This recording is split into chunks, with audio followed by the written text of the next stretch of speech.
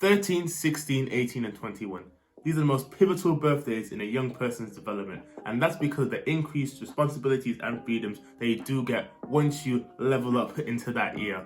People who know me personally know that I'm currently 17, and as of next month, I'm going to turn 18. And as I said, I will be unlocking some new features to this game that we call life, including credit cards, which is the subject of this video. Hello, my name is Josh, and on my YouTube channel, I just document things that I think you guys will find useful as a young person to another young person. Often these things aren't really taught at school, and just things that I think we need to know. I also do a couple vlogs, so if you're into that type of content, subscribe and join the family. Now, credit. What is the concept of credit? Until last week, I did not have much of an idea. Credit is essentially when you use the bank's money to pay for something, and then eventually you have to pay that off. That is it, plain and simple. Now, why would you use a credit card? Well, use a credit card to A, increase your credit score, B, to buy things you can't really afford at the time, and C, because of the potential rewards you could get from a certain credit card, which I'll go into later. So, A, increasing your credit score. A credit score is a number between 0 and 800, and it's basically a rating on how much a bank trusts you or not, if you're trustworthy. And this is based upon your previous encounters using credit. If you're applying for your first credit card like me, or you have a bad history of credit cards, your credit score is going to be very low to non-existing. But you can change that. In order to get a good credit score, you just have to show that you are trustworthy financially. So how we can, as 18 and possibly older people, improve your credit score is just by using your credit card and paying it back as soon as you can. So if you're a young person, there's no reason I can see, unless you're like really roughing it, to be spending tons and tons and tons of money on a credit card each month.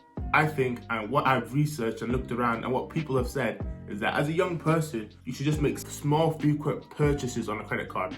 That can be like buying a Starbucks, using it to buy McDonald's, ordering something online. And a perk of using a credit card is that because you're using the bank's money, if it happens to be a fraudulent website or you don't get your order, you get your money back. You don't have to pay anything because technically you've just used the bank's money and you have to pay that back. Now let me explain this. So hypothetically, let's say you spend around £3.50 on like a latte somewhere, and you could either pay that off easy peasy, straight off, like as soon as you purchase it, just transfer the money from your debit card account to your credit card account. Or let's say you're in university and you know you're going to be spending around £50 each week on a weekly shop. You could just spend that £50 each week, and then at the end of the month, set a direct debit from your debit card to your credit card to be sending £200 into your credit card each month. And just that consistency of using a credit card and paying it off straight away, that is how you build up your credit score. Now, where credit cards get tricky is that when you don't pay it back at the end of the month, that's when APR comes into play.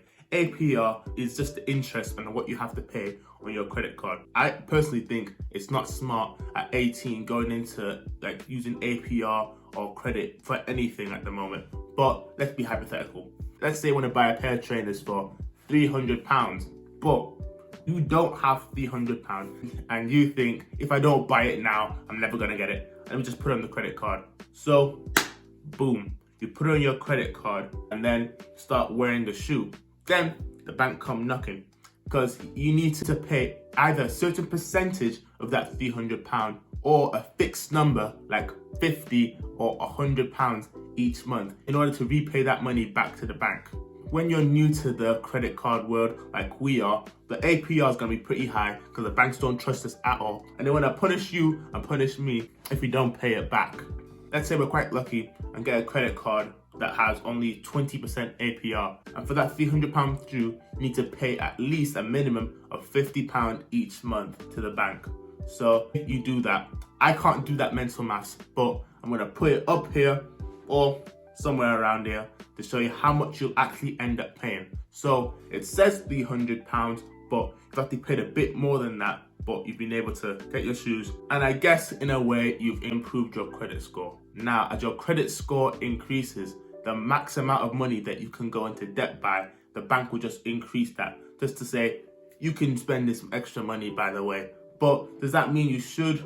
No, but it's just an option. And also, as your credit score increases, the APR decreases as well, and you can be entitled to get better credit cards.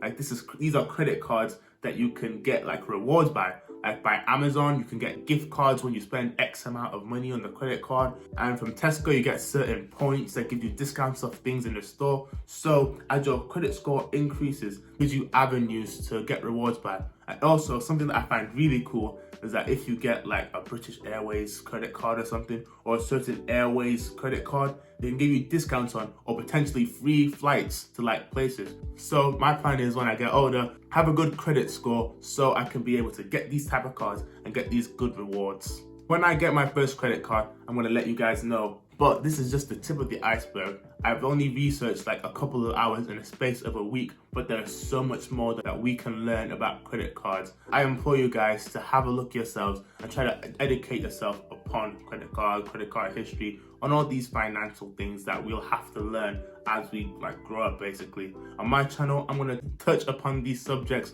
so don't be afraid to subscribe and leave a comment down below on what type of video you want me to make. It's been real. Thanks for watching. I'll see you guys next time. Peace.